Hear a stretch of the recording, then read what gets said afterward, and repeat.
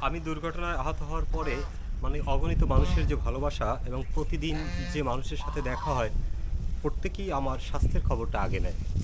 এবং ইদানিং লক্ষ্য করছি আমাকে সবাই বলে থাকে যে, "ভাই আপনার স্বাস্থ্যটা খুব খারাপ হয়ে গেছে।" অনেকে হয়তো আবার জানে না যে দুর্ঘটনায় আমি আহত হয়েছি।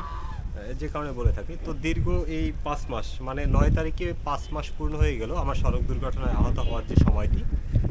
তো ৫ মাস আগে হয়তো এমন সময় একটি দুঃসংবাদ আসতে পারত যে এস এম পলাশ সড়ক দুর্ঘটনায় নিহত হয়েছে। সেই নিহতর স্থান থেকে ভাগ্যক্রমে বেঁচে যাওয়া, সেই বেঁচে যাওয়াটাকে আমি বোনাস হিসেবে দেখছি। কারণ মহান আল্লাহর ইচ্ছায় এই যাত্রায়ও বেঁচে গেছি। তো এই মুহূর্তে হাতের যে অবস্থা সেটা নিয়ে আমি অতটা চিন্তা বা অতটা টেনশন করি না। কারণ নিজেকে সান্ত্বনা দিয়ে যাচ্ছি যে আসলে বেঁচে থাকাটাই হচ্ছে মূল কথা। কারণ যে পরিস্থিতি বা যে অবস্থাটা ছিল সে অবস্থা কিন্তু খুব ভয়ঙ্কর ছিল। কারণ ওখান থেকে বেঁচে আসার সম্ভাবনাও খুব কম ছিল। তো ভাগ্যক্রমে বেঁচে যাওয়া, তার পরবর্তীতে যদি সে আফসোস করে যে আমার শার্টটা ছিঁড়ে গেল, আমার প্যান্টটা ছিঁড়ে গেল, এগুলো নিয়ে আফসোস করার কিছু নেই বা আমি শুকিয়ে গেলাম। যাই হোক, তো এখন কথা হচ্ছে আমি আমার এই যে হাতটা ভেঙে গেছে, এই হাতটার যে জয়েন্টের জায়গাটা, যে জায়গাটা ভেঙে গেছে মর্মান্তিকভাবে, সেই জায়গাটিতে আমি কখনো তাকাই না। সেই জায়গাটি আমি দেখি না। আমার চোখটা ওই স্থান থেকে এড়িয়ে রাখি। কারণ ওটার দিক তাকালে আমার আত্মবিশ্বাস ভেঙে যায়।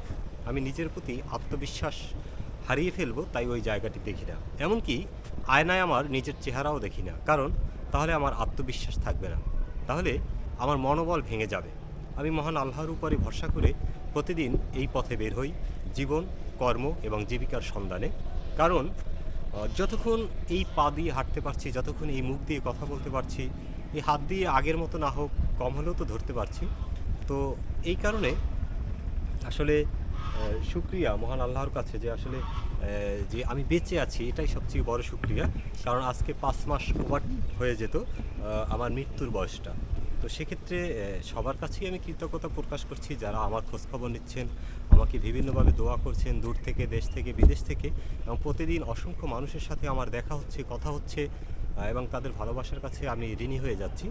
কারণ প্রত্যেকটি মানুষই জড়িয়ে ধরে বলে, পলাশ ভাই আপনার দুর্ঘটনাটা আমাদের মর্মাহত করেছে এবং আপনাকে আমরা অনেক দোয়া করেছি।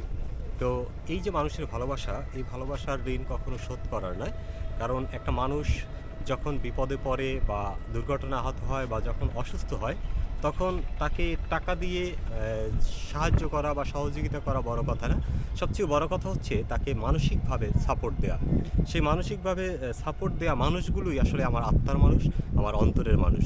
আমার অনেক আত্মীয়-স্বজন রয়েছে, পাড়া-প্রতিবেশী, বন্ধু-বান্ধব রয়েছে, যাদের মধ্যে হয়তো অনেকে আমার খোঁজই নেয় নাই যে আসলে আমি বেঁচে আছি না মরে আছি, বা আসলে আমার দুর্ঘটনা ঘটলো, এটা কীরকম ঘটলো। অনেকে একেবারেই টোটাল খোঁজ নেয়নি।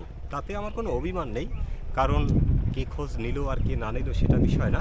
বরঞ্চ আমাকে যারা ভালোবাসে সেই ভালোবাসার প্রতি সম্মান জানাই, শ্রদ্ধা জানাই। তো আজকে এই যে ৯ তারিখে ৫ মাস অতিক্রম হয়ে গেল সেই ভয়াবহ সড়ক দুর্ঘটনার, মহান আল্লাহর কাছে আবারও কৃতজ্ঞতা এবং শুকরিয়া জানিয়ে শেষ করছি। সবাই ভালো থাকবেন, সুস্থ থাকবেন।